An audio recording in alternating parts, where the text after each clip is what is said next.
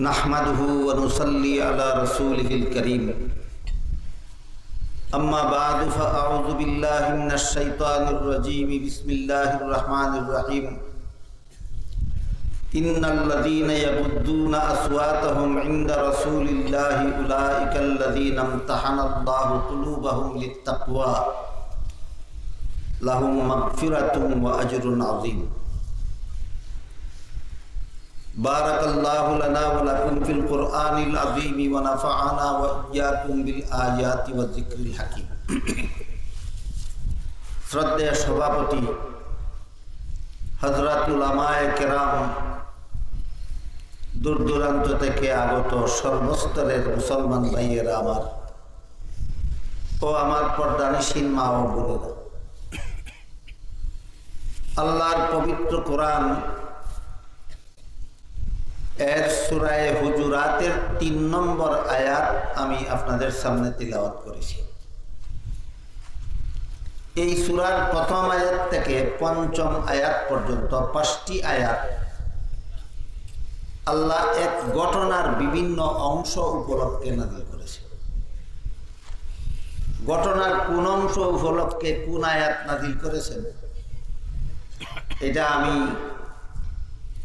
ধারাবাহিকভাবে আপনাদের সামনে বলি ইনশাআল্লাহ। এর মাধ্যমে আপনারা বুঝতে পারবেন যে এই আয়াতগুলিতে আল্লাহ রাসূলকে কিভাবে সম্মান করার, কিভাবে মর্যাদা দেওয়ার হুকুম দিয়েছেন, উম্মত নবীকে কিভাবে সম্মান করবে, কিভাবে মর্যাদা দেবে, এর কতগুলি হুকুম দিয়েছেন আল্লাহ এই সূরার প্রথম আয়াত থেকে ৫ নম্বর আয়াত পর্যন্ত।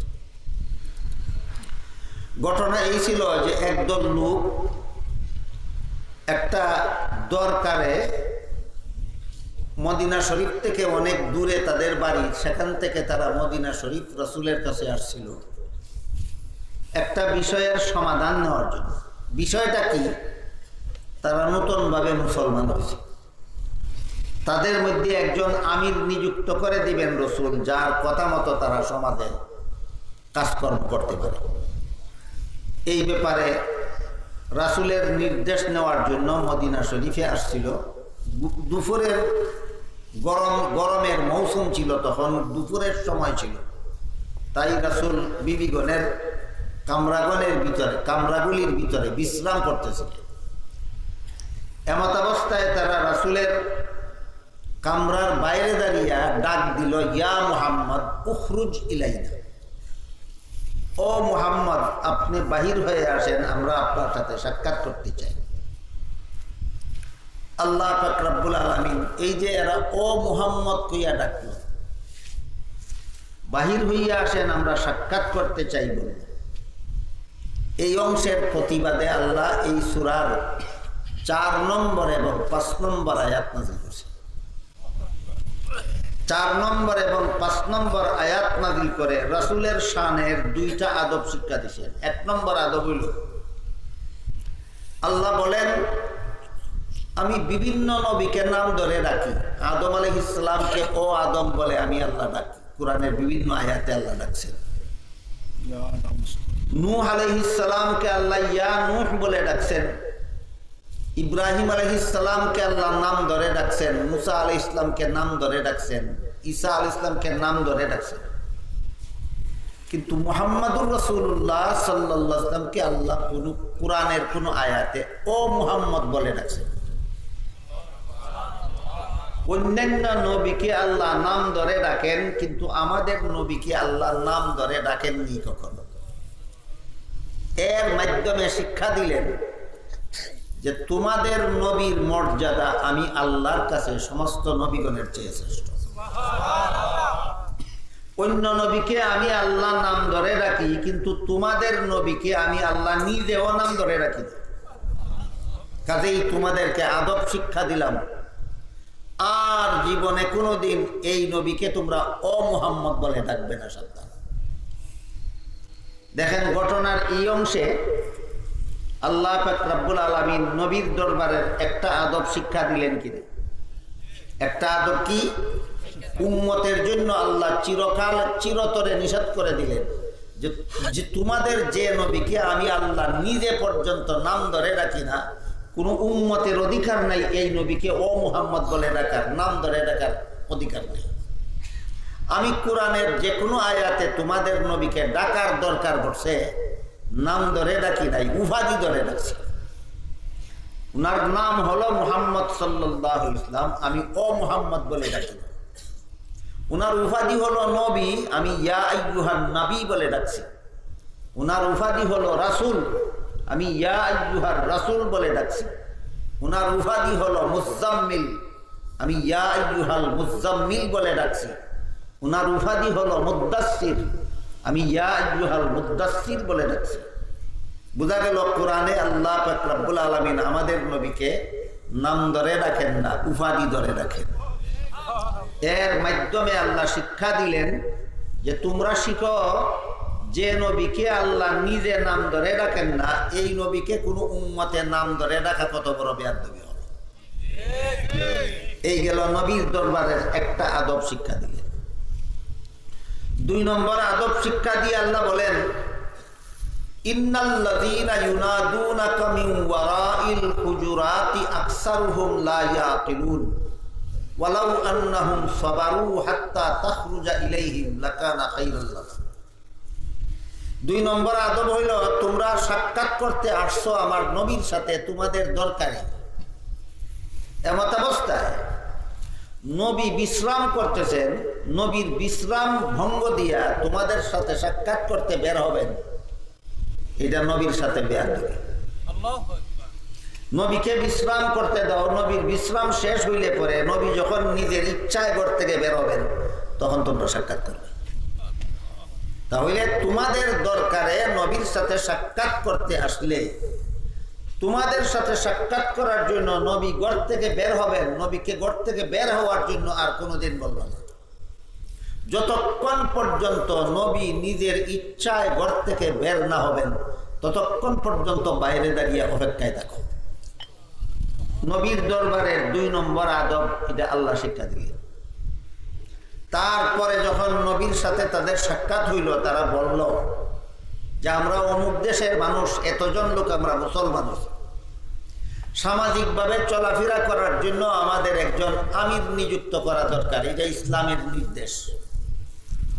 ইসলামের নির্দেশ হইল মুসলমান কোন সমাজে আমির ছাড়া পরিপূর্ণভাবে মুসলমানিত্ব বজায় রেখে চলতে পারে। পুরাপুরিভাবে মুসলমানি বজায় রেখে সমাজে চলতে হইলে মুসলমানের আমির নিযুক্ত করা দরকার। হযরত উমর ফারুক রাদিয়াল্লাহু তাআলা আনহু এই জন্য বলেছেন, লা ইসলামা ইল্লা বি জামাআতিন ওয়ালা জামাআতা ইল্লা বি আমিরিন ওয়ালা আমিরা ইল্লা বি তাআতিন। এর অর্থ হলো, হযরত উমর বলেন, দলবদ্ধতা ছাড়া পরিপূর্ণভাবে ইসলাম পালন করা যায় না, আর আমির নিযুক্ত করা ছাড়া দলবদ্ধ হওয়া যায় না, আর আনুগত্য ছাড়া আমিরের কাজ চলতে পারে না।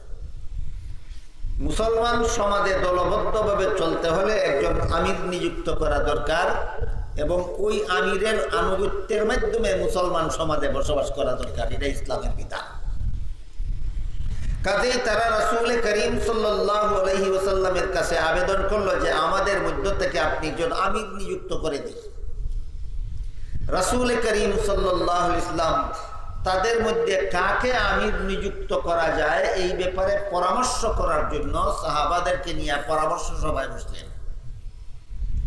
যে রাসূলের কাছে সরাসরি আল্লাহর কাছ থেকে ওহী আসে, যে কোনো প্রশ্নের সমাধান রাসূলের কাছে আল্লাহ ওহীর মাধ্যমে দিয়ে দেন, সেই নবী পরামর্শ করতে যাবেন কেন? এটা একটা গুরুত্বপূর্ণ ব্যাপার, কিছুটা কঠিন ব্যাপার। আল্লাহ পাক রব্বুল আলামিন উম্মতকে শিক্ষা দেওয়ার জন্য কোনো ক্ষেত্রে সমাধানের ব্যাপারে ওহী নাজিল না করে অপেক্ষা করেছেন। নবীকে নির্দেশ দিয়েছেন আপনার সাহাবাগণের সাথে পরামর্শ করে সিদ্ধান্ত নিন। ভবিষ্যতে এমন পরিস্থিতি আসবে দুনিয়াতে যে আপনার উম্মতেরা নতুন নতুন পরিস্থিতি আসবে, নতুন নতুন পরিস্থিতির সমাধান কোরআন হাদিসের আলোকে বের করার জন্য উম্মত পরামর্শ করে সিদ্ধান্ত নিতে হবে। উম্মতকে এই পরামর্শ করার নীতি শিক্ষা দেওয়ার জন্য মাঝে মধ্যে আল্লাহ পাক রব্বুল আলামিন ওহী বন্ধ রাখতেন এবং নবীকে পরামর্শক্রমে সিদ্ধান্ত নেওয়ার নির্দেশ দিতেন। এই ঘটনার ক্ষেত্রেও তাই হইল। আল্লাহ আপাতত ওহী নাজিল বন্ধ রাখলেন, রাসূল করিম সাল্লাল্লাহু আলাইহি ওয়াসাল্লাম সাহাবায়ে কেরামদেরকে নিয়ে পরামর্শে বসলেন যে এই নৌ মুসলিমদের মধ্যে কাকে আমির নিযুক্ত করে দেওয়া যায়। এই সবার সভাপতি ছিলেন স্বয়ং রাসূল করিম সাল্লাল্লাহু আলাইহি ওয়াসাল্লাম, আর এই সবার সদস্যরা ছিলেন, সমস্ত সদস্যরা ছিলেন রাসূলের সাহাবায়ে কেরাম। আমি অন্যান্য বছর এই সভায় আপনাদেরকে বলেছি, আহলে সুন্নাত ওয়াল জামাতের আকীদা মতে মুহাম্মাদুর রাসূলুল্লাহ সাল্লাল্লাহু আলাইহি ওয়াসাল্লামের যে কোনো একজন সাহাবীর মর্যাদা সারা দুনিয়ার সর্বযুগের সমস্ত ওলিয়া উলিয়াগণের চেয়ে শ্রেষ্ঠ। সারা দুনিয়াতে যত ওলিয়া উলিয়া জন্ম হয়েছেন, কিয়ামত পর্যন্ত যত ওলিয়া উলিয়া জন্ম হবেন, তাদের কেউ আমাদের নবীর কোন একজন সাহাবীর সমান মর্যাদাশালী হতে পারবেন না। তাহলে যার ছাত্রদের মর্যাদা এত বড়, স্বয়ং তার মর্যাদা কত বড়। যে নবীর ছাত্র হওয়ার কারণে প্রত্যেক সাহাবীর মর্যাদা সমস্ত ওলিয়া উলিয়াগণের চেয়ে শ্রেষ্ঠ, এই সমস্ত ছাত্রদের উস্তাদ মুহাম্মাদুর রাসূলুল্লাহ সাল্লাল্লাহু আলাইহি ওয়াসাল্লামের মর্যাদা সমস্ত নবী রাসূলগণের চেয়ে শ্রেষ্ঠ। আসমান জমিন, মানব দানব, জিন ফিরিস্তা, লৌহ কলম, আরশ কুরসির থেকেও মুহাম্মাদুর রাসূলুল্লাহর মর্যাদা শ্রেষ্ঠ। এক হাদিসে আল্লাহ রাসূল বলেন, ইন্নাল্লাহা ফাদ্দালানি আলাল আম্বিয়া ওয়া ফাদ্দালা উম্মতি আলাল উমাম। আল্লাহ আমাকে সমস্ত নবী রাসূলগণের উপর শ্রেষ্ঠ মর্যাদা দান করেছেন, আর আমার উম্মতকে সকল নবীর উম্মতের উপর শ্রেষ্ঠ মর্যাদা দান করেছেন। সর্বশ্রেষ্ঠ মহামানব মুহাম্মাদুর রাসূলুল্লাহ সাল্লাল্লাহু আলাইহি ওয়াসাল্লাম যে সবার সভাপতি, আর সমস্ত ওলিয়া উলিয়াগণের চেয়ে শ্রেষ্ঠ সাহাবারা যেই সবার সদস্য, এই সভাটা কত বড় মূল্যবান সভা আল্লাহর দৃষ্টিতে।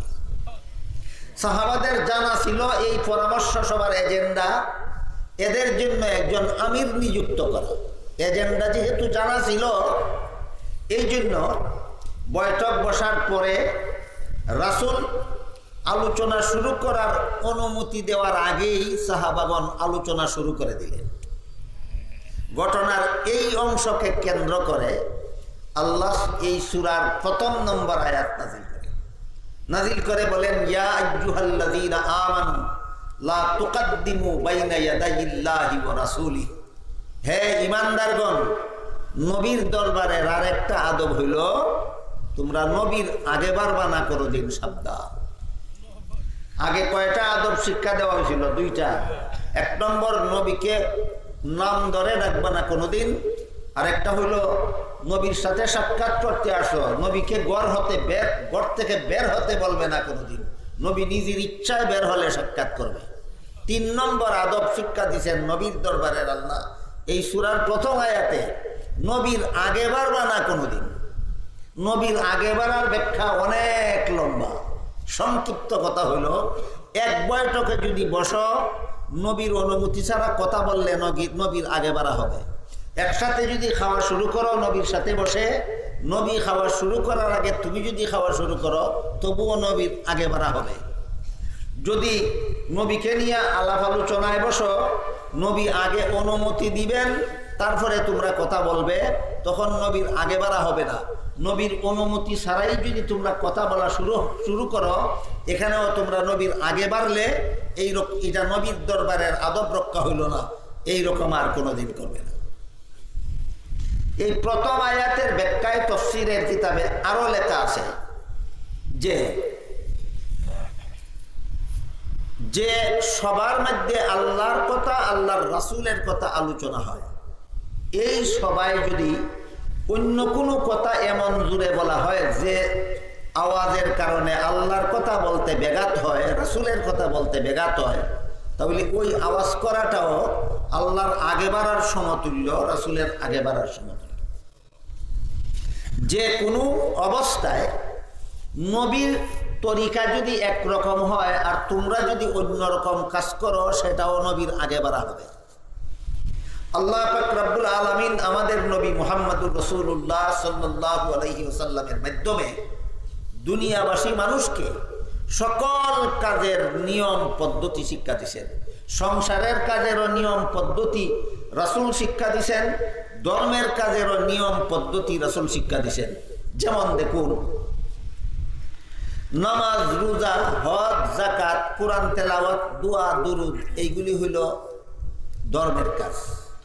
খানা পিনা, ঘুম, পেশাব পায়খানা ইত্যাদি হইল সংসারের কাজ। সংসারের কাজের বেলায়ও নবীর শিক্ষা দেওয়া পদ্ধতি আছে, যাকে নবীর তরিকা বলা হয়। ধর্মের কাজের বেলায়ও নবীর শিক্ষা দেওয়া পদ্ধতি আছে, যাকে নবীর তরিকা বলা হয়।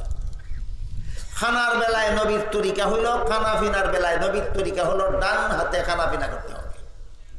হাদিস শরীফে রাসূল করিম সাল্লাল্লাহু আলাইহি ওয়াসাল্লাম বলেন যে ডান হাতে খানা পিনা করতে কোনো অসুবিধা নাই, সে যদি বাম হাতে খানা পিনা করে, রাসূল বলেন তার সাথে শয়তানে খানা পিনা করে। ডান হাতে খানা পিনা করতে যদি কোনো অসুবিধা না থাকে, ডান হাতে যদি কোনো উজর না থাকে, ডান হাত কাটা, ডান হাত ভাঙ্গা, ডান হাতে ব্যথা, এমন কিছু যদি না থাকে, তাহলে ডান হাতে খানা পিনা না করে বাম হাতে যদি কেউ খানা পিনা করে, রাসূল বলেন তার সাথে শয়তানে খানা পিনা করে। তাহলে খানা পিনার বেলায় নবীর তরিকা বাম হাতে না ডান হাতে? ডান হাতে। ঠিক তেমনি ভাবে পেশাব পায়খানা একটা সংসারের কাজ, কিন্তু আল্লাহ রাসূল বলেন লা তাস্তাকবিলুল কিবলাতা ওয়া লা তাস্তাদবিরুহা। সাবধান আমার উম্মত মুসলমানেরা, পেশাব পায়খানা করার বেলায় কিবলাকে সামনে নিয়ে অথবা কিবলাকে পিছন দিয়ে পেশাব পায়খানা করবে না। কিবলাকে ডাইনে রেখে অথবা কিবলাকে বামে রেখে পেশাব পায়খানা করবে। সুতরাং কিবলা সামনে নিয়ে যদি কেউ পেশাব পায়খানা করে, নবীর তরিকার খেলাফ করলো। কিবলাকে পিছন দিয়ে যদি কেউ পেশাব পায়খানা করে, এটা নবীর তরিকার খেলাফ করলো। এইভাবে সংসারের কাজে যে নবী যে নিয়ম শিক্ষা দিয়েছেন, এই নিয়ম যদি কেউ লঙ্ঘন করে, সেও নবীর আগে বাড়লো, নবীর দরবারে বেয়াদবি করলো, নবীর শানের আদবের খেলাফ করলো, আদব লঙ্ঘন করলো। নবীর দরবারে আদব রক্ষা করতে হইলে নবী যে নিয়ম খানার বেলায় শিখাইছেন, উম্মতে সেই নিয়ম পালন করতে হবে। ঘুমানির বেলায় নবী যে নিয়ম শিখাইছেন, সেই নিয়ম ঘুমানির বেলায় পালন করতে হবে। জাগার বেলায় যেই নিয়ম শিখাইছেন, সেই নিয়ম পালন করতে হবে। পেশাব পায়খানার বেলায় নবী যে নিয়ম শিখাইছেন, সেই নিয়মে পেশাব পায়খানা করতে হবে। ঘরে ঢুকার জন্য নবী যে নিয়ম শিখাইছেন, সেই নিয়মে ঘরে ঢুকতে হবে। ঘর থেকে বের হওয়ার জন্য যে নিয়ম নবী শিখাইছেন, সেই নিয়মে ঘর থেকে বের হতে হবে। তাহলে সে নবীর আগে বাড়লো না। নবীর শিক্ষা দেওয়া নিয়ম যারা লঙ্ঘন করে, তারা নবীর আগে বাড়ে। সংসারের বেলায়ও, ধর্মের বেলায়। ধর্মের বেলায় এক দুইটা উদাহরণ দেখেন। 5 বেলার নমাজের জন্য, নমাজের জমাতের জন্য আজান দিতে হবে, একামত দিতে হবে, এটা নবীর শিক্ষা দেওয়া নিয়ম। জুম্মার নমাজের জমাতের জন্য আজান দেওয়া, একামত দেওয়া নবীর শিক্ষা দেওয়া নিয়ম। নবীর শিক্ষা দেওয়া নিয়মকেই নবীর তরিকা বলা হয়। ঈদের নমাজের জমাতের জন্য আজান দেওয়া নবীর শিক্ষা দেওয়া নিয়মে নাই, নবীর তরিকায় নাই। ঈদের নমাজের জমাতের জন্য একামত দেওয়া নবীর তরিকায় নাই। কাজেই ঈদের নামাজে যদি কেউ আজান দেয় জমাতের সুবিধার যুক্তি দিয়া, ঈদের নামাজে যদি কেউ একামত দেয় জমাতের সুবিধার যুক্তি দিয়া, সে নবীর তরিকার খেলাফ আমল করলো, নবীর আগে বাড়লো, নবীর দরবারের আদব রক্ষা হলো। অনুরূপভাবে জানাজার নামাজের মধ্যে, 5 বেলার নামাজের মধ্যে রুকু আছে, সেজদা আছে। জুম্মার নামাজের মধ্যে রুকু আছে, সেজদা আছে। ঈদের নামাজের মধ্যে রুকু আছে, সেজদা আছে। জানাজার নামাজের মধ্যে নবীর তরিকা মতে রুকু নাই, সেজদা নাই। কেউ যদি জানাজার নামাজে রুকু করে, সেজদা করে আর যুক্তি দেয় আল্লাহর সামনে মাথা নত করা ভালো কাজ, করলাম দোষ কি, সে নবীর আগে বাড়লো। কারণ এই তরিকা নবী শিখাইছেন না, এটা তোমার মন গড়া যুক্তি। ঠিক তেমনি ভাবে প্রত্যেক নামাজের শেষে দুরূদ শরীফ পড়া নবীর তরিকায় আছে। প্রত্যেক নামাজের শেষে সালাম ফিরাবার আগে দুরূদ শরীফ পড়া নবীর তরিকায় আছে, কিন্তু নামাজের শুরুতে দুরূদ শরীফ পড়া নবীর তরিকায় নাই, রুকুতে গিয়া দুরূদ শরীফ পড়া নবীর তরিকায় নাই, সেজদায় গিয়া দুরূদ শরীফ পড়া নবীর তরিকায় নাই। একজনে ওয়াজ শুনল, আল্লাহর রাসূল বলেন, যে ব্যক্তি আমার প্রতি একবার দুরূদ শরীফ পড়বে, আল্লাহ তার প্রতি 10 বার রহমত নাজিল করবে, তার 10টা গুনাহ মাফ করে দেবেন, তার 10টা মর্যাদা বাড়াইয়া দিবেন। এই ফজিলত শুননা যদি কেউ বলে যে এত বড় ফজিলতের দুরূদ শরীফ শুধু নামাজের শেষে পড়ব কেন, নামাজের শুরুতে একবার পড়ে নেই, রুকুতে গিয়া একবার পড়ে নেই, সেজদায় গিয়া একবার দুরূদ শরীফ পড়ে নেই, সে দুরূদ শরীফ পড়ল নবীর তরিকা মতে নয়, মন গড়া মতে। এইভাবে যারা ধর্মের কাজ মন গড়া মতে করে এরাও নবীর আগে বাড়ে, যারা সংসারের কাজ মন গড়া মতে করে নবীর তরিকা লঙ্ঘন করে তারাও নবীর আগে বাড়ে। সূরার শুরুতে প্রথম আয়াতে আল্লাহ বলছেন, সাবধান তোমরা নবীর আগে বাড়বা, এটা নবীর দরবারের আরেকটা আদব। এই পর্যন্ত নবীর দরবারের 3টা আদব আল্লাহ শিক্ষা দিলেন। 1 নম্বর আদব, তোমাদের নবীকে আমি আল্লাহ নিজে নাম ধরে ডাকি না, তোমরা কেউ নাম ধরে ডাকবে না। 2 নম্বর আদব, নবীর সাথে সাক্ষাৎ করতে এসেছো, নবীকে ঘর থেকে বের হওয়ার জন্য বলবে না, তিনি নিজের ইচ্ছায় ঘর থেকে বের হলে পরে সাক্ষাৎ করবে। 3 নম্বর আদব, নবীর আগে বাড়বে না। নবীর আগে না বাড়ার বেশ কিছু ব্যাখ্যা আছে, এর মধ্যে কয়েকটা আপনাদেরকে শোনাইছি। এক বৈঠকে বসলে নবীর অনুমতি ছাড়া আগে কথা বললে নবীর আগে বাড়া হয়। এক বৈঠকে খাইতে বসলে নবীর অনুমতি ছাড়া আগে নিজে খানা শুরু করলে, নবীর আগে নিজে খানা শুরু করলে নবীর আগে বাড়া হয়। নবী সংসারের যেসব কাজের যে নিয়ম নবী শিখাইছেন, নিয়ম লঙ্ঘন করে মন গড়া মতে সংসারের কাজ করলে নবীর আগে বাড়া হয়। ধর্মের কাজের যত নিয়ম নবী শিখাইছেন, এই সমস্ত কাজ নবীর শিক্ষা দেওয়া নিয়ম বাদ দিয়া মন গড়া নিয়মে ধর্মের কাজ করলেও নবীর আগে বাড়া হয়। কোনো অবস্থায় নবীর আগে বাড়বে না, সাবধান। এটা হইল নবীর দরবারে উম্মতে পালন করার জন্য 3 নম্বর আদব। নবীর দরবারে উম্মতে কিভাবে আদব রক্ষা করবে একটা একটা করে আল্লাহ শিক্ষা দিতেছেন। 4 নম্বর আয়াতে শিক্ষা দিছেন নবীকে নাম ধরে রাখবে না কোনোদিন। 5 নম্বর আয়াতে শিক্ষা দিছেন নবীকে ঘর থেকে বের হওয়ার জন্য বলবে না কোনোদিন। প্রথম আয়াতে নবী শিক্ষা দিছেন নবীর তরিকার খেলাফ কোনো কাজ করবে না কোনোদিন, করলেই নবীর আগে বাড়া হবে, করলেই নবীর আগে বাড়া হবে। বুঝে থাকলে বলুন তো, নবী শিক্ষা দিছেন ডান হাতে খানাফিনা করার জন্য। আমি যদি বাম হাতে খানাফিনা করি তাইলে নবীর অধীনে রইলাম না নবীর আগে বেড়ে গেলাম? নবীর অধীনে রইলাম না, আমি নবীর আগে বেড়ে গেলাম। নবীর শানের আদব আমি রক্ষা করলাম না। নবী একটা আদব শিক্ষা দিয়েছেন, আমি এটা লঙ্ঘন করেছি, আমি নবীর আগে বেড়ে গেছি। ঠিক তেমনিভাবে ধর্মের কাজের যত নিয়ম নবী শিক্ষা দিয়েছেন, এই নিয়মের লঙ্ঘন করে যদি কেউ ধর্মের কাজ করে সেও নবীর আগে বাড়ে। আল্লাহ বলেন, লা তুকাদ্দিমু বাইনা ইয়াদাইল্লাহি ওয়া রাসূলিহি। যেমন ভাবে আল্লাহর আগে বাড়া নিষেধ, ঠিক তেমনি ভাবে নবীর আগে বাড়া নিষেধ। এই আদবটা শিক্ষা দিলেন আল্লাহ সূরা হুজুরাতের 1 নম্বর আয়াত। তারপরে যখন আলোচনা শুরু হইল, হযরত উমর ফারুক রাদিয়াল্লাহু তাআলা আনহু তাদের জন্য এক ব্যক্তির নাম, তাদের আমির বানাবার জন্য এক ব্যক্তির নাম প্রস্তাব করলেন। যেহেতু পরামর্শ সভার নিয়মই হইল প্রত্যেকে নিরপেক্ষ বিবেচনা মতে যার যে কথা বিবেচনায় আসে সেই কথা মনের ভাবটা পেশ করবে, নিজের রায় পেশ করবে, নিজের মন্তব্যটা স্বাধীনভাবে পেশ করবে। এটাই পরামর্শ সভার নিয়ম। কাউকে বাধ্য করা যাবে না কোনো মতামত দিতে, কারো মতামতকে চাপাইয়া রাখার চেষ্টা করা যাবে না। প্রত্যেকেই স্বাধীনভাবে যার যার মতামত ব্যক্ত করতে পারবে, এটাই পরামর্শ সভার নিয়ম। এই নিয়ম অনুপাতে হযরত আবু বকর সিদ্দিক রাদিয়াল্লাহু তাআলা আনহু একজনের নাম প্রস্তাব করলেন তাদের আমির বানাবার জন্য। উমর ফারুক রাদিয়াল্লাহু আনহু অন্য আরেকজনের নাম প্রস্তাব করলেন তাদের আমির বানাবার জন্য। বুঝে থাকলে বলেন, হযরত আবু বকর আর হযরত উমর তারা দুইজন একই ব্যক্তির নাম প্রস্তাব করলেন না দুইজনের নাম প্রস্তাব করলেন?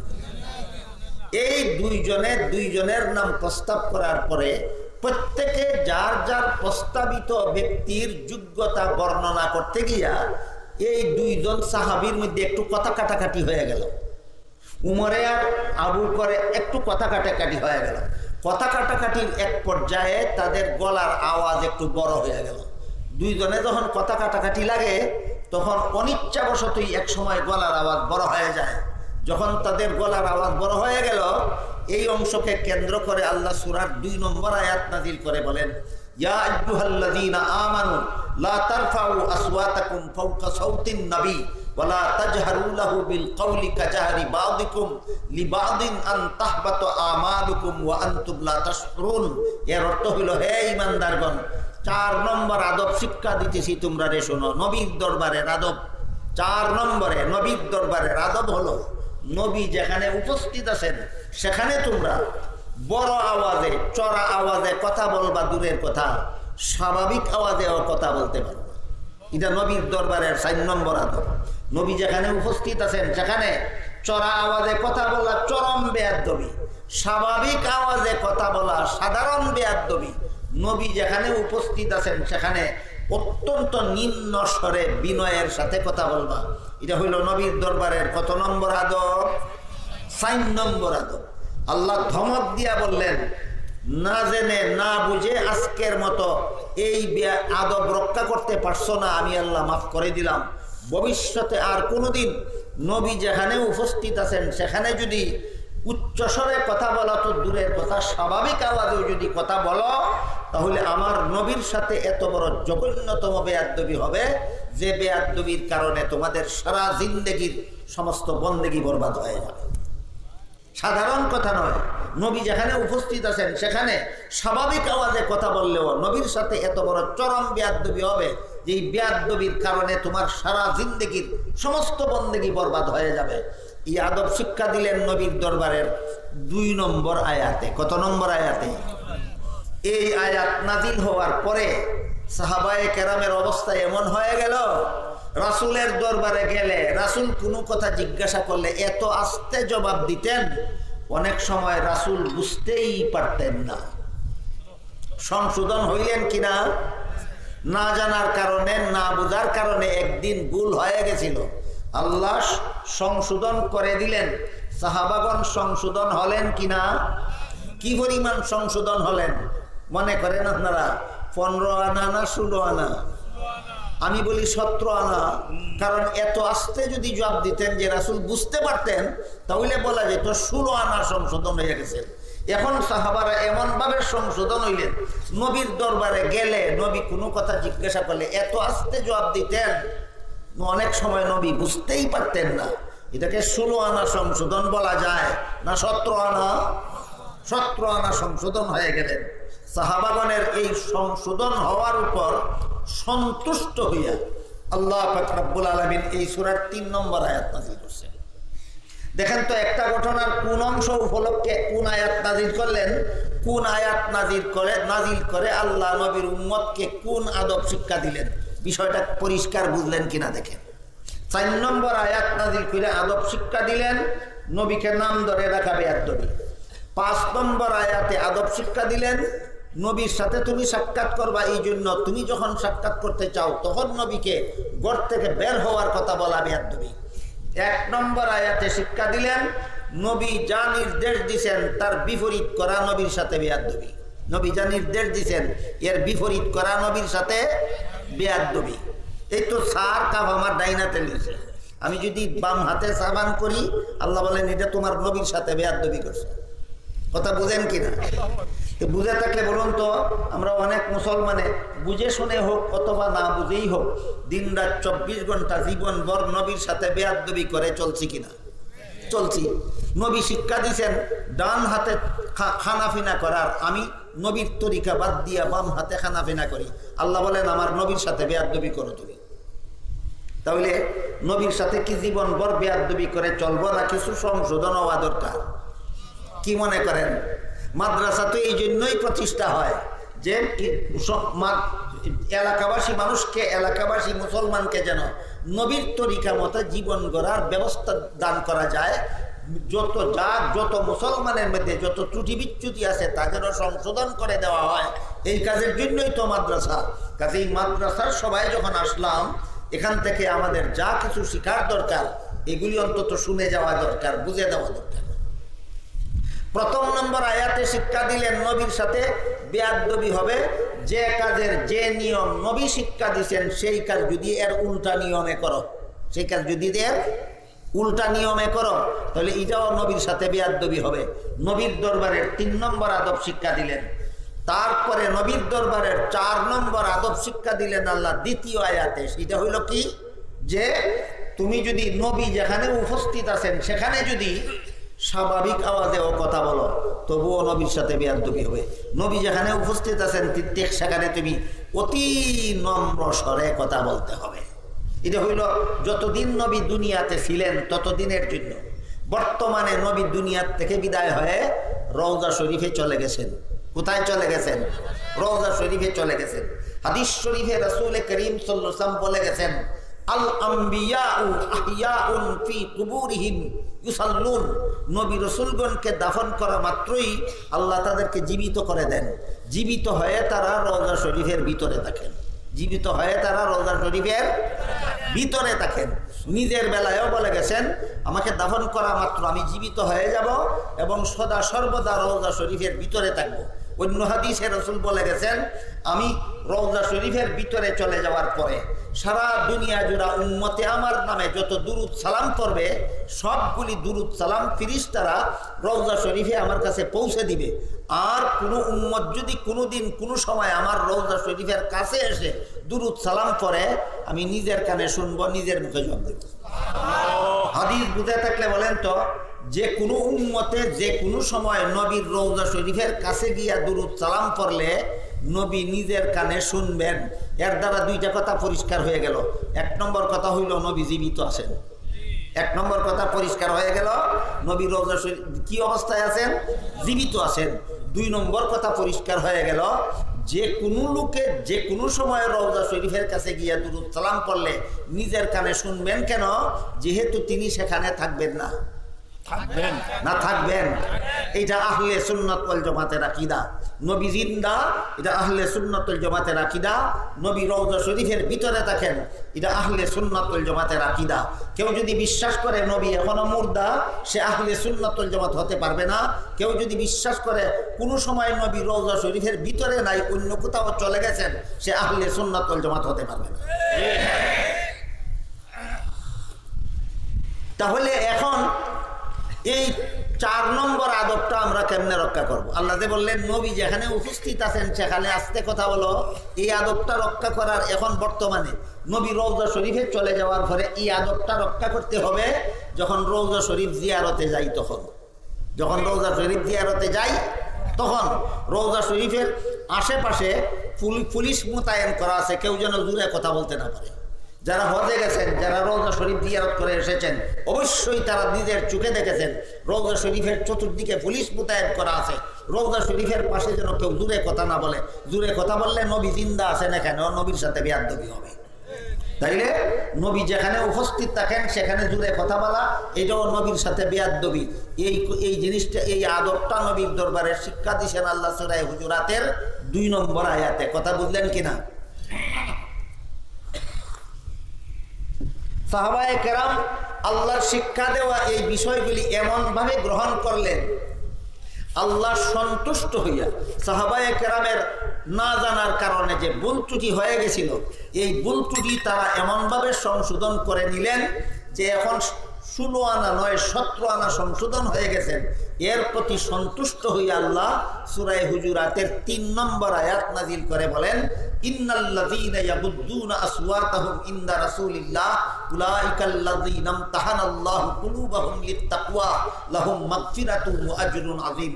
নিশ্চয়ই যারা রাসূলের দরবারে আস্তে কথা বলে, নিশ্চয়ই যারা রাসূলের দরবারে আস্তে কথা বলে, বুঝে থাকলে বলুন তো তারা কারা?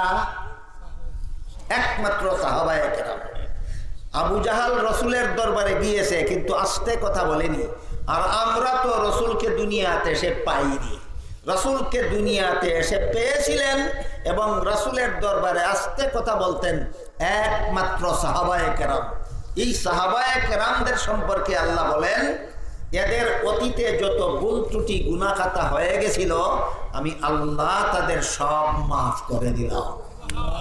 সাহাবায়ে কেরামদেরকে আল্লাহ পাক রব্বুল আলামিন যত ভুল ত্রুটি গুনাহ খাতা হয়ে গেছিল সব মাফ করে দিয়েছেন। এই সূরা হুজুরাতের 1 নম্বর 2 নম্বর 3 নম্বর 4 নম্বর 5 নম্বর আয়াতে আল্লাহ উম্মতের জন্য নবীর দরবারের যত আদব কায়দা শিক্ষা দিয়েছেন, যত আদব কায়দা এতক্ষণ আমি আলোচনা করলাম, যত আদব কায়দা শিক্ষা দিয়েছেন, এই সমস্ত আদব কায়দার ব্যাপারে নবীর আপন চাচাতো ভাই, স্মরণ রাখবেন, আব্দুল্লাহ ইবনে আব্বাস রাদিয়াল্লাহু আনহু, রাসূলের এক চাচার নাম ছিল আব্বাস রাদিয়াল্লাহু আনহু, আব্বাসের ছেলের নাম হইল আব্দুল্লাহ। তাহলে আব্দুল্লাহ নবীর সম্পর্কে কি হইলেন? আপন চাচাতো ভাই। নবীর আপন চাচাতো ভাই আব্দুল্লাহ ইবনে আব্বাস রাদিয়াল্লাহু আনহু এই উম্মতের সর্বশ্রেষ্ঠ মুফাসসিরে কোরআন। অতীতেও এই উম্মতের মধ্যে এত বড় মুফাসসিরে কোরআন কোনোদিন জন্ম হয়েছে না রাসূলের চাচাতো ভাইয়ের মতো। কিয়ামত পর্যন্ত দুনিয়াতে এত বড় মুফাসসিরে কোরআন আর কোনোদিন জন্ম হবে না। রাসূলের চাচাতো ভাই ইবনে আব্বাস যত বড় মুফাসসিরে কোরআন ছিলেন। তিনি বলেন, এই আয়াতগুলিতে আল্লাহ নবীর দরবারে যতগুলি আদবের হুকুম দিয়েছেন, যারা নবীকে দুনিয়াতে এসে পায়নি তারা আলিমগণের সাথেও সেই আদবগুলি রক্ষা করতে হবে। উম্মত যে উম্মতে নবীকে পাইছে সে নবীর দরবারে যেভাবে আদব রক্ষা করতে হবে, উম্মতের যে অংশ নবীকে পাইছে না এই অংশ আলিমগণকে হুবহু নবীকে যেভাবে আদব করার হুকুম আল্লাহ দিয়েছেন আলিমকে সেইভাবে আদব করতে হবে। অত্যন্ত গুরুত্বপূর্ণ কথা। নবীকে যদি দুনিয়াতে এসে পাইতাম তাহলে আল্লাহ যতগুলি আদব রক্ষা করার হুকুম দিয়েছেন, আমরা যারা নবীকে এসে পাইলাম না, ইবনে আব্বাস বলেন আমরা আলিমগণকে এইভাবেই আলিমগণের দরবারে আদব রক্ষা করতে হবে। এখানে গুরুত্বপূর্ণ কথা হলো কয়েকটা। 1 নম্বর, নবীরে যারা পাইলাম না তারা আলিমকে নবীর মতো আদব করতে হবে। কেন? নবীর মতো সম্মান করতে হবে। কেন? কারণ কি? 2 নম্বর, আলিমকে নবীর মতো সম্মান না করলে অসুবিধা কি? 3 নম্বর, আলিমকে নবীর মতো সম্মান করলে উপকার কি? আর 3 নম্বর হইল আলিমকে নবীর মতো সম্মান না করলে ক্ষতি কি? কেন আলিমকে নবীর মতো সম্মান করতে হবে? সম্মান করলে উপকার কি হবে, না করলে ক্ষতি কি হবে? মাত্র কয়েক মিনিটে এই 3টা কথা বলে আমার কথা শেষ করে দিতেছি। প্রথম নম্বর কথা হইল রইসুল মুফাসসিরিন, উম্মতের সর্বশ্রেষ্ঠ মুফাসসিরে কোরআন রাসূলের আপন চাচাতো ভাই এই আয়াতগুলির ব্যাখ্যায় কেন বললেন উম্মতের যারা নবীকে পাইছিল তারা নবীর দরবারে যেভাবে আদব রক্ষার হুকুম দিয়েছেন আল্লাহ, উম্মতের যে অংশ নবীকে পাইছে না তারা আলিমকে নবীর মতোই সম্মান করতে হবে। কেন? কারণটা কি? এর একমাত্র কারণ হইল নবীগণের যেই কাজ ছিল দুনিয়াতে আলিমগণের সেই কাজ কিয়ামত পর্যন্ত দুনিয়াতে। নবীগণের কাজে আর আলিমগণের কাজে কোনো ব্যবধান নাই, শুধু ফদে ব্যবধান। নবীর ফদ হইল আল্লাহর দেওয়া ফদ, নবী কিয়ামত পর্যন্ত কোনো আলিম এই ফদ পাবে না, কিন্তু দায়িত্ব কিয়ামত পর্যন্ত আলিমগণের নবীগণের দায়িত্ব পালন করে যেতে হবে। নবীগণের দায়িত্ব ছিল দুনিয়ার মানুষকে জাহান্নাম থেকে বাঁচার পথ দেখানো। নবীর কি দায়িত্ব ছিল? সমস্ত নবীগণের দায়িত্ব ছিল আদম আলাইহিস সালাম থেকে নিয়ে মুহাম্মদুর রাসূলুল্লাহ সাল্লাল্লাহু আলাইহি ওয়াসাল্লাম পর্যন্ত সমস্ত নবীগণের দায়িত্ব ছিল দুনিয়ার মানুষকে জাহান্নাম থেকে বাঁচার পথ দেখাও। মুহাম্মদুর রাসূলুল্লাহ যেহেতু শেষ নবী, কিয়ামত পর্যন্ত এরপরে আল্লাহ আর কাউকে নবী বানাবেন না, তাহলে মুহাম্মদুর রাসূলুল্লাহ বিদায় হওয়ার পরে যারা দুনিয়াতে আসবে এদের জাহান্নাম থেকে বাঁচার দরকার নাই। কে দেখাবে পথ? কে দেখাবে? আলেমরা। যে যুগে দুনিয়াতে নবীগণ আসতেন সেই যুগে দুনিয়াবাসীকে জাহান্নাম থেকে বাঁচার পথ কারা দেখাতেন? নবীরা দেখাতেন। যেই যুগে নবী নাই দুনিয়াতে সেই যুগে দুনিয়াবাসী মানুষকে জাহান্নাম থেকে বাঁচার পথ কে দেখাবে? আলেমগণ। তাহলে কে কার কাজ করে? আলেমরা নবীরার কাজ করে। কে কার কাজ করে? আলেমরা নবীরার কাজ করে। এই জন্য ইবনে আব্বাস বলেন যে কাজের কারণে নবীকে এতগুলি সম্মান করার হুকুম দিয়েছেন আল্লাহ, আলিমগণ যেহেতু এই কাজই করবেন এই জন্য আলেমগণকে এইভাবেই সম্মান করতে হবে। বিষয়টা আপনাদেরকে বোঝাবার জন্য আমি সহজ একটা উদাহরণ দিয়ে শুনেন। ধরুন একটা বাচ্চা তার মায়ের গর্ভে থাকা অবস্থায় বাবা মারা গেল, যায় না এরকম? বাচ্চাটা বাবার মায়ের গর্ভে থাকা অবস্থায় তার বাবা মারা গেল, জন্ম হইয়া কি বাবাকে পাইল না? লালন পালন করলো চাচা, লেখাপড়া করাইলো চাচা, মানুষ বানাইলো চাচা। এই বাচ্চাটাকে লেখাপড়া করানি, এই বাচ্চাটাকে লালন পালন করা, এই বাচ্চাটাকে মানুষ রূপে গড়ে তোলা কার দায়িত্ব ছিল? বাবার। বাবা না তাকায় করে দিল কে? চাচায়। কার কাজ কে করে দিল? কার কাজ কে করে দিল? বাপের কাজ চাচাই করে দিল নি? এখন যদি এই বাচ্চাটা বলে যে আমার চাচাকে আমার বাবার মতোই সম্মান করতে হবে, কি পরিমাণ অপরাধ হবে? মুঠেও না। যেভাবে বাপের কাজ চাচাই করে দিছে, এই জন্য বাপকে যেইভাবে সম্মান করা বাচ্চার দায়িত্ব ছিল, চাচাকে সেইভাবে সম্মান করা বাচ্চার দায়িত্ব। ঠিক তেমনি ভাবে আলেমগণ নবীগণের কাজ করেন। এই জন্য যে যুগে নবী নাই, ইবনে আব্বাস বলেন সেই যুগে আলেমগণকে সেইভাবেই সম্মান করতে হবে।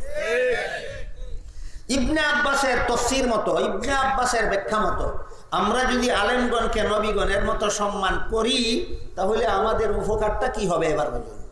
এক হাদিসে রাসূল করিম সাল্লাল্লাহু আলাইহি ওয়াসাল্লাম বলেন, কুন আলিমান আও মুতাআল্লিমান আও মুস্তামিআন আও মুহিব্বান ওয়ালা তাকুন খামিসান ফাতাহলিক আও কামা ক্বালা আলাইহিস সালাতু ওয়াস সালাম। তুমি আলেম হও, তোমার জন্য আখিরাতে নাজাত। আলেম হতে না পারলে আলেমের ছাত্র হও, তোমারও নাজাতের ব্যবস্থা হবে। আলেমের ছাত্র হতে না পারলে আলিমের কথা মতো চলো। আলিমের কথা মতো চলার দুই ব্যাখ্যা। একটা হইল ধর্মের কাজ আলিমের কথা মতো করো, যেভাবে আলিম বলেন সেইভাবে করো। ধর্মের কাজ যদি আলিমের কথা বাদ দিয়া তোমার ইচ্ছা মতো করো, তোমার জন্য ধর্মের কাজ কইরাও নাজাত নাই। কারণ ধর্মের কাজ তুমি করলে তো মন গড়া মতে করবে, নবীর তরিকা বাদ দিবে, নবীর সাথে বেয়াদবি হবে।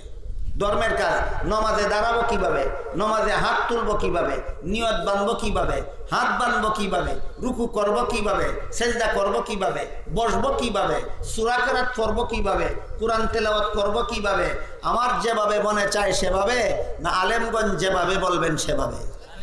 তাইলে ধর্মের সকল কাজ করতে হবে আলেমগঞ্জ যেভাবে বলেন সেভাবে। আর সংসারের কাজ হয়তো গৃহস্থী কেমনে করলে ফসল ভালো হয়, গৃহস্থদের আলেমগণের চেয়ে বেশি ভালো জানা থাকতে পারে। ব্যবসা কিভাবে করলে বেশি মুনাফা পাওয়া যায়, আলেম থেকে ব্যবসায়ীদের ভালো জানা থাকতে পারে। যে কোনো সাংসারিক কাজ কিভাবে করলে ভালো সুফল পাওয়া যায়, আলেমগণের চেয়ে ভালো জানা থাকতে হবে। কাজেই সংসারের কাজের বেলায় বিস্তারিতভাবে আলেমগণের কথা মতে করতে হবে না। শুধু এই কাজটা কেমনে করলে জায়েজ হয় আর কেমনে করলে না জায়েজ হয়, কেমনে করলে গুনাহ হয়, কেমনে করলে গুনাহ হয় না, সংসারের সকল কাজের এই ব্যাপারটা আলিমগণের কাছ থেকে নিতে হবে। কেমনে গৃহস্থী করলে গুনাহ হবে, কেমনে গৃহস্থী করলে গুনাহ হবে না, সেটা আলিমগণের কাছ থেকে জেনে নিতে হবে। কেমনে ব্যবসা করলে গুনাহ হয়, কেমনে ব্যবসা করলে গুনাহ হবে না, সেটা আলিমগণের কাছ থেকে জেনে নিতে হবে। কেমনে চাকরি করলে গুনাহ হয়, কেমনে চাকরি করলে গুনাহ হয় না, সেটা আলিমগণের কাছ থেকে জেনে নিতে হবে। গেল সংসারের কাজের বেলায় শুধু একটা কথা আলিমগণের কাছ থেকে জেনে নিতে হবে, কেমনে করলে গুনাহ হয় আর কেমনে করলে গুনাহ হয় না। আর ধর্মের কাজের বেলায় আগাগোড়া 16 আনাটাই আলিমগণের কাছ থেকে জেনে নিতে হবে। নমাজে দাঁড়াতে হবে কিভাবে, হাত তুলতে হবে কিভাবে, হাত বাঁধতে হবে কিভাবে, সূরা কেরাত পড়তে হবে কিভাবে, রুকু করতে হবে কিভাবে, সেজদা করতে হবে কিভাবে, বসতে হবে কিভাবে, সালাম ফিরাতে হবে কিভাবে, ধর্মের কাজের আগাগোড়া সবটুকুই আলেমগণ যেভাবে বলেন সেভাবে করতে হবে। কাজেই আপনারা কি মনে করেন মসজিদ মাদ্রাসা সংসারের কাজ করার প্রতিষ্ঠান না ধর্মের কাজ করার প্রতিষ্ঠান?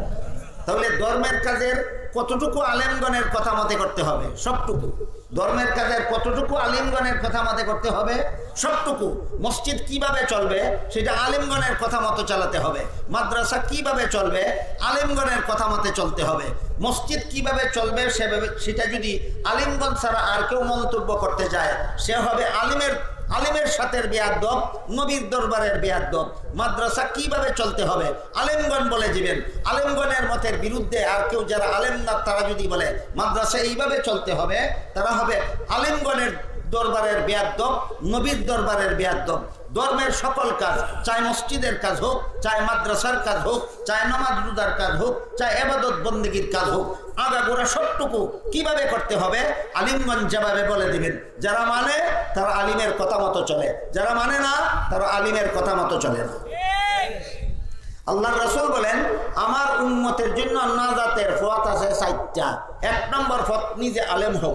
2 নম্বর পথ আলিম হইতে না পারলে আলিমের ছাত্র হও। আলিমের ছাত্র হইতে না পারলে 3 নম্বর পথ ধর্মের কাজ তোমাদের ইচ্ছা মতো করো, না আলিমগণের কথা মতো। আলিমগণের কথা মতো ধর্মের কাজ করো। যদি এইটুকু সুযোগও না পাও, আলিমগণের কথা শোনার সুযোগও যদি না পাও, যেমন ধরেন কথার কথা একটা লোক মামলার আসামি হইয়া 20 বছরের জন্য জেলে চলে গেল, এই লোকটা কি সুরাবই এই মসজিদ নুরানি মসজিদ কমপ্লেক্সের সবাই আসতে পারবে আলিমগণের কথা শোনার জন্য? না জেলখানায় বন্দি, জেলখানায় বন্দি। যার এইরকম কারণে যার আলিমগণের কথা শোনারও সুযোগ নাই, তারে আল্লাহ রসুল বলেন তুমি দূরের থেকে বন্দি থেকে আলেমগণের সাথে অন্তরে মহব্বত রাখো। তুমি যদি আলেম হও তোমার নাজাতের পথ আছে, তুমি যদি আলেমের ছাত্র হও তোমার নাজাতের পথ আছে আখেরাতে। তুমি যদি আলেমের কথা মতো ধর্মের কাজ করো আর সংসারের কাজ জায়েজ না না জায়েজ এই ব্যাপারে আলেমের মত নিয়ে করো, তোমার নাজাতের পথ আছে আখেরাতে। আলেমগণের কথা শোনার সুযোগ যাদের নাই, এরা যদি অন্তর দিয়ে আলেমদেরকে মহব্বত করে, আল্লাহ রসুল বলেন এদেরও নাজাতের ব্যবস্থা আছে। নাজাতের কত পথ? 4 পথ। 1 নম্বরে নিজে আলিম হওয়া, তা না পারলে 2 নম্বরে আলিমের ছাত্র হওয়া, তাও না পারলে 3 নম্বরে নিজের ইচ্ছা মতো কাজ করা, না আলিমের কথা মতো, আলিমের কথা মতো কাজ করা 3 নম্বর পথ। এই সুযোগও যদি না পাও, আলিমের সাথে অন্তরে মহব্বত রাখো, এইটাও আখেরাতে তোমার নাজাতের ব্যবস্থা হবে। এরপরে রাসূল বলেন কিন্তু সাবধান, এমন যেন না হয় যে তুমি আলেম তো হইলে না, আলিমের ছাত্রও হইলে না, আলিমের কথা মতো কাজ করলে না, আলিমের সাথে মহব্বতের সম্পর্কও নাই। এমন যদি কারো অবস্থা হয়, রাসূল বলেন তার কপালে ধ্বংস ছাড়া কিছু নাই। তাহলে ইবনে আব্বাসের কথা মতো এখন 3 কথার জবাব পরিষ্কার হইয়া গেল। ইবনে আব্বাস বলেছিলেন যে উম্মতে নবীরে পাইছে দুনিয়াতে, এই উম্মতে নবীরে কেমনে সম্মান করব? আল্লাহ কুরআনে বলে দিয়েছেন যে উম্মতে নবীরে পাইছে না দুনিয়াতে, এই উম্মতে নবীকে যেভাবে সম্মান করার হুকুম করেছেন আল্লাহ কুরআনে, আলিমকে সেইভাবে সম্মান করতে হবে। এখানে বুঝার কথা ছিল 3টা। 1 নম্বর, আলিমকে নবীর মতো সম্মান করতে হবে। কেন? 2 নম্বর, আলিমকে নবীর মতো সম্মান করলে উপকার কি? 3 নম্বর, না করলে ক্ষতি কি? 3 প্রশ্নের জবাব পরিষ্কার। আলিমকে নবীর মতো সম্মান করতে হবে। কেন? কারণ আলিমগণ নবীগণের কাজ করেন। নবীগণ দুনিয়ার মানুষকে জাহান্নাম থেকে বাঁচার ব্যবস্থা দিতেন, আলিমগণ দুনিয়ার মানুষকে জাহান্নাম থেকে বাঁচার ব্যবস্থা দান করেন। নবীগণের যেই কাজ ছিল আলিমগণের সেই কাজ। এই জন্য নবীকে যেভাবে, নবীর দরবারে যেভাবে আদব রক্ষা করতে হবে, আলিমের দরবারে সেইভাবে আদব রক্ষা করতে হবে। 2 নম্বর কথা ছিল করলে লাভ কি? করলে লাভ হইল, রাসূল বলেন তোমার নাজাতের ব্যবস্থা আছে। তুমি নিজে আলিম হইলে যেমন নাজাতের ব্যবস্থা হইছে, আলিমের ছাত্র হইলেও তোমার নাজাতের ব্যবস্থা আছে। আলিমের কথা মতো চললেও তোমার নাজাতের ব্যবস্থা আছে। আলিমের সাথে অন্তরে মহব্বত রাখলেও তোমার নাজাতের ব্যবস্থা আছে। তাহলে তুমি যদি আলিমও হইতে না পারো, আলিমের ছাত্রও হইতে না পারো, আলিমের কথা মতো না চলো, আলিমের সাথে মহব্বত যদি না রাখো, তাহলে হবে কি? আল্লাহর রাসূল বলেন তোমার কপালে ধ্বংস ছাড়া কিছু নাই। তোমার কপালে ধ্বংস ছাড়া কিছু নাই। আপনারা যদি আর কয়েক মিনিট ধৈর্য ধরে বসবেন বলেন, তাহলে শুধু আলিমের সাথে যাদের মহব্বত ছিল দুনিয়াতে, আখেরাতে এদের নাজাতটা কিভাবে হবে? 2টা হাদিস শোনাইয়া কয়েক মিনিটে আমি আমার কথা শেষ করে দিই। কয়েক মিনিট ধৈর্যের সাথে বসবেন, কয়েক মিনিট, মাত্র কয়েক মিনিট। আলিমের সাথে যাদের শুধুমাত্র মহব্বত ছিল, আর কিছু নয়, না নিজে আলিম হইতে পারছে, না আলিমের ছাত্র হইতে পারছে, না আলিমের কথা শোনার সুযোগ পাইছে, এমন লোকটা যদি আলিমের সাথে খালি মহব্বতটা রাখে, আল্লাহ হাসরের মাঠে তার নাজাতটা কিভাবে দিবেন?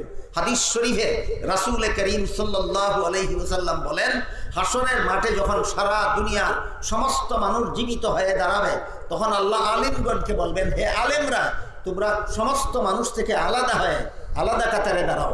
আলিমগণ যখন আলাদা কাতারে দাঁড়াবেন, আল্লাহ বলবেন, হে আলেমগণ, তোমাদেরকে দুনিয়াতে আমি আলেম হওয়ার সৌভাগ্য দান করেছিলাম, জাহান্নামের আগুন দিয়ে জ্বালাবার জন্য নয়, তোমরা জান্নাতে চলে যাও।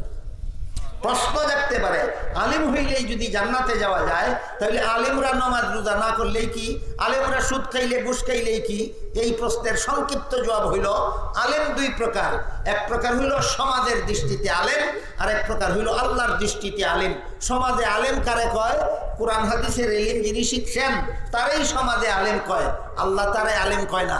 এলেম শিকার পরে মরণ পর্যন্ত যারা এলেম মতো জীবন যাপন করেন, আল্লাহ তাদেরকে আলেম কয়। বেশ কম হয়েছে নি? বেশ কমাইছিনি। কোরআন হাদিস শিখলেই সমাজে আলেম কয়, আর কোরআন হাদিস মতো জীবন যাপন করলে আল্লাহ আলিম কয়। সুতরাং আল্লাহর দৃষ্টিতে যারা আলেম এরা কোনোদিন বেনামাজি হইতে পারে না। আল্লাহর দৃষ্টিতে যারা আলিম তারা কোনোদিন সুদকুর, ঘুষখোর, মদকুর, গাঁজাখোর হতে পারে না।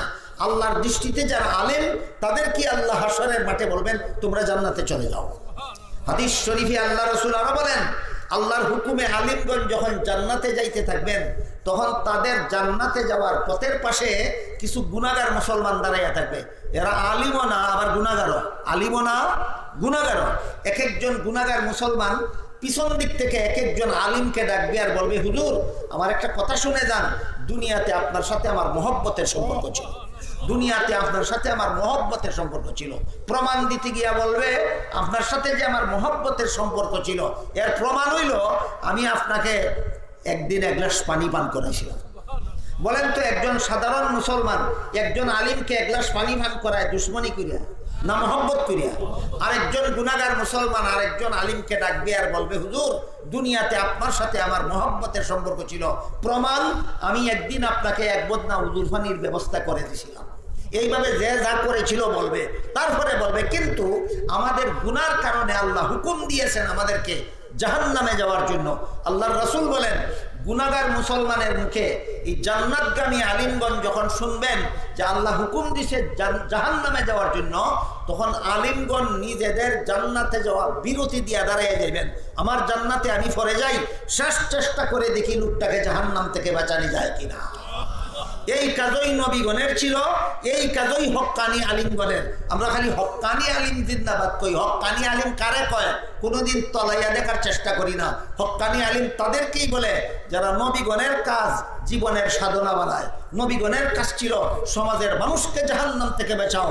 আর কিয়ামত পর্যন্ত যে সমস্ত আলিমগণ এই সাধনায় ব্রতী থাকবেন, সমাজের মানুষকে জাহান্নাম থেকে বাঁচাও, এরাই হক্কানি আলেম। এরা বলবেন আমার জান্নাতে আমি পড়ে যাই, দেখি এই গুনাহগার মুসলমানদেরকে শেষবারের মতো চেষ্টা করে দেখি জাহান্নাম থেকে বাঁচানো যায় কিনা। আল্লাহর রাসূল বলেন, আলিমগণ নিজের জান্নাতে যাওয়া বিরতি দিয়ে দাঁড়াবেন, দাঁড়িয়ে আল্লাহকে বলবেন, হে আল্লাহ এই গুনাহগার মুসলমানটা ঠিকই কইছে, আমারে মহব্বত করতো এই জন্য একদিন এক গ্লাস পানি পান করাইছিল। ওই গুনাহগার মুসলমানটা ঠিকই কইছে, আমারে মহব্বত করতো এই জন্য আমার একদিন উজুর বদনার পানি এক বদনা উজুর পানির ব্যবস্থা করে দিয়েছিল। আল্লাহ তখন বলবেন, হে আলেমগণ এদের গুনার কারণে আমি আদেশ করেছি জাহান্নামে যাওয়ার জন্য, কিন্তু তোমরা যেহেতু সাক্ষী দিছ যে দুনিয়াতে আলিম তোমাদের সাথে এদের মহব্বত ছিল, তোমাদের সাক্ষীর কারণে এই সমস্ত গুনাহগার মুসলমানকে আমি মাফ করে দিলাম। আলেমগণ তোমরাও জান্নাতে যাও, এদেরকে সাথে নিয়ে যাও। তাহলে ইবনে আব্বাস যে বললেন আলেমকে নবীর মতোই সম্মান করতে হবে, এই জিনিসটা কাজে লাগবে কিনা মহাবিপদের দিন? তাহলে আলেমগণকে আমি যদি আলিমকে নবীর মতো সম্মান করি, আলিমের উপকার কোনো উপকার হয় না, আমার কপাল খুলে, আমার কপাল খুলে। আমি যদি কোনো আলিমের সাথে বেয়াদবি করি, আমার হাতে আমার কপালে কুড়াল মারা হয়। আমি যদি কোনো আলিমকে ইবনে আব্বাসের কথা মতো নবীর মতো মর্যাদা দেই, আমার কপাল খুলে যায়। কথাটা পরিষ্কার বুঝলেন কিনা? যে আলিমের সাথে বেয়াদবি করলে নিজের কপালে কুড়াল মারা হয়, যে আলিমকে নবীর মতো সম্মান করলে নিজের কপাল খুলে যায়, এমন আলিম উৎপাদনের একমাত্র প্রতিষ্ঠান হলো মাদ্রাসা। একমাত্র প্রতিষ্ঠান হলো মাদ্রাসা। আমি আপনাদেরকে এক দুই মিনিট একটা সান্ত্বনা বাণী দিয়ে আমার কথা শেষ করতে চাই। সেটা হলো মাদ্রাসায় আলিম তৈরি হয়েছেন, এই আলিমকে মহব্বত করে এক গ্লাস পানি ভাত করাইলে যদি আখেরাতে নাজাতের ব্যবস্থা হয়, মাদ্রাসায় তৈরি হয়েছেন আলেম, এই আলিমকে মহব্বত করে এক বদনা উজুর পানির ব্যবস্থা দিলে যদি বিপদের দিন নাজাতের ব্যবস্থা হয়, তাহলে যে মাদ্রাসায় আলেম তৈরি হয়, এই মাদ্রাসায় যারা 10 টাকা 5 টাকা 20 টাকা 50 টাকা 500 টাকা 5000 টাকা দিলেন, এক গ্লাস পানির থেকে কম দিলেন না বেশি দিলেন, মহাবিপদের দিন উপকারে আসবে কিনা? কাজেই মাদ্রাসার সবাই যারা সাহায্য সহযোগিতা করেন, এরা নবীর গড় মাদ্রাসায় সাহায্য করার কারণে দুনিয়াতে আলেম তৈরি হওয়ার কাজে সহযোগিতা করে। আল্লাহ পাক রব্বুল আলামিন আপনাদের আমাদের সবাইকে নবীর গড় মাদ্রাসার সাথে আর মাদ্রাসার উৎপাদিত উলামায়ে কেরাম নায়েবে নবীগণের সাথে এইভাবে মহব্বতের সম্পর্ক রেখে তাদের কথা মতো জীবনযাপন করে দুনিয়া আখিরাতে শান্তি লাভ করার, নাজাত লাভ করার তৌফিক দান করুন। সবাই বলুন আমিন। সুবহান রাব্বিকা রাব্বিল ইজ্জাতি আম্মা ইয়াসিফুন ওয়া সালামুন আলাল মুরসালিন ওয়ালহামদুলিল্লাহি রাব্বিল আলামিন।